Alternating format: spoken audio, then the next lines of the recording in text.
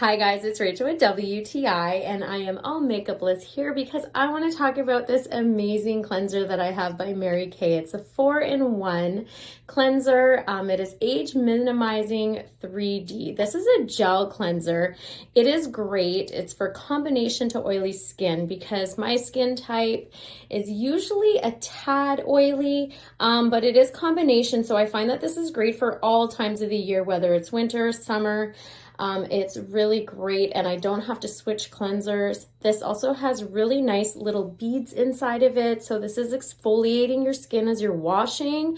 They do burst and give you extra moisturizer for your skin. So it's not going to dry it out too much. It is a nice gel cleanser as well, which I do prefer because I find anything too creamy leaves my skin feeling oily. So this is one of the best things I do like about this cleanser. I've noticed a huge difference in my complexion. I do get a lot of compliments as well as my complexion. And this is great for ages 20 to 40 age range. Even above, I find, because it's going to help with all the fine lines and wrinkles.